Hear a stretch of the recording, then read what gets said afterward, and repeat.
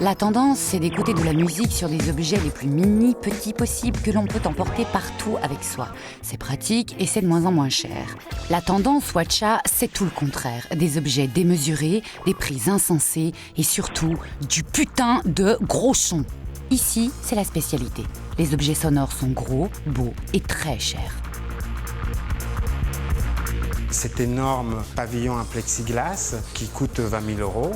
C'est une marque anglaise qui est la seule au monde à pouvoir usiner de cette façon le plexiglas. Ils ont développé une technologie spéciale et surtout à pouvoir le faire sonner de façon extraordinaire.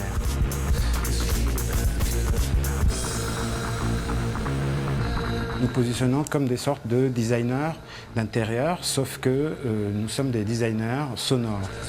Ouais, enfin designers de grands intérieurs sonores, voire très grands. Parce que si les enceintes en plexi sont très discrètes, le très bon son se fait avec de très grosses machines.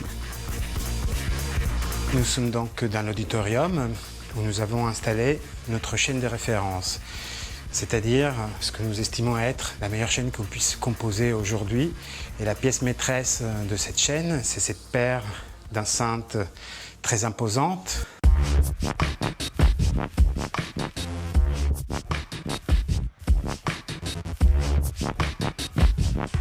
Le principe de fonctionnement de ces enceintes, c'est ce qu'on appelle le haut rendement, qui est en fait une ancienne technologie qui remonte au théâtre grec ou au gramophone, c'est-à-dire que le son est amplifié par ces énormes pavillons.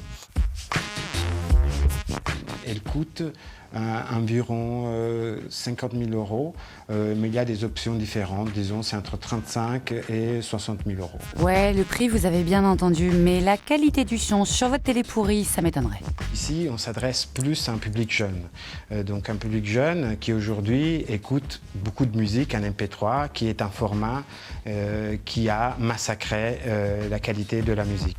Bref, pour avoir du bon son, il faut le budget de l'éducation nationale. Donc grâce à l'appel, disons, esthétique des appareils, on peut les amener aussi à redécouvrir la qualité.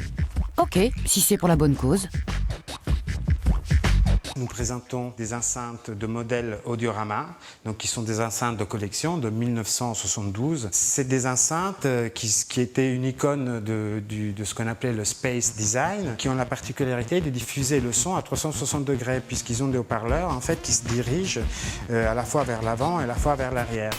Pour le son à 360 degrés, il y a du neuf. Un poil moins cher avec un look différent, quoi. Plus comme ça, quoi. Le Sontina, comment ça marche? C'est très simple. Vous avez ici, donc dans le pied de l'enceinte, les basses et les médiums qui vont en fait s'harmoniser en montant en fait le long de l'enceinte avec les aigus le long du tube organique. C'est toute cette partie-là qui va permettre d'harmoniser le son et de l'envoyer dans une pièce où on pourra récupérer jusqu'à 300 personnes. Ces 300 personnes pourront avoir exactement le même niveau et la même qualité sonore. Parfait. Si on a la place de recevoir 300 personnes, bien sûr. L'avantage de cette enceinte, c'est l'avantage d'avoir du son à 360 degrés, que je me trouve là ou que je me trouve là-bas. Bref, ça marche partout et presque pour tout le monde. Alors la clientèle, c'est la clientèle de luxe, c'est des gens qui ont énormément d'espace.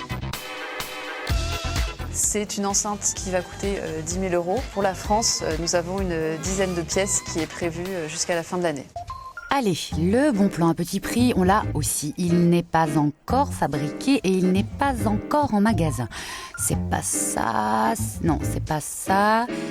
Ça c'est chouette, hein, par exemple, mais c'est pas ça. C'est...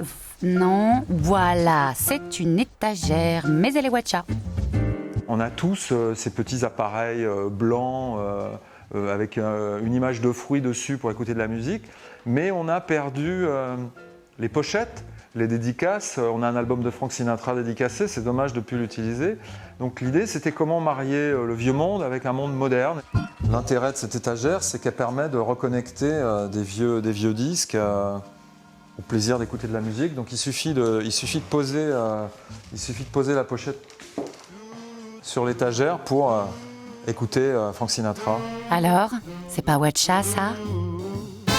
My lean baby, tall Il y a aussi le monde des CD. Donc là, j'ai fait une compilation de musique que j'aime bien, donc même chose. Ouais, je sais, c'est magique, c'est énorme, c'est rigolo. Oui, d'accord, mais comment ça marche?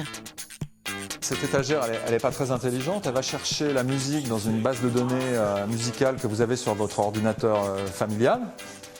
Quand la musique n'y est pas, elle va la chercher sur Internet. Et elle se contente simplement de connecter des images, c'est-à-dire des pochettes, des vieux vinyles, à cette base de données. On a quand même envisagé son coût par rapport à notre expertise de la fabrication. On pense que c'est un produit qui pourrait se vendre entre 150 et 200 euros. Alors on est en discussion avec différents acteurs, mais il ne faut pas se leurrer, on n'est pas un pays vraiment courageux en termes de prise de risque. Donc je pense que cette étagère ne sera pas développée en France malheureusement, mais peut-être plus dans le sud de l'Europe ou peut-être même en Asie. Eh oui, l'étagère qui fait de la musique, il faudra peut-être aller la chercher au Japon. En revanche, les étagères pour ranger vos vinyles, c'est comme d'hab, vous les prenez chez Casto, chez Ikea ou chez Confo et vous les montez vous-même. Eh ouais, t'as l'air d'un con maintenant avec ton MP3.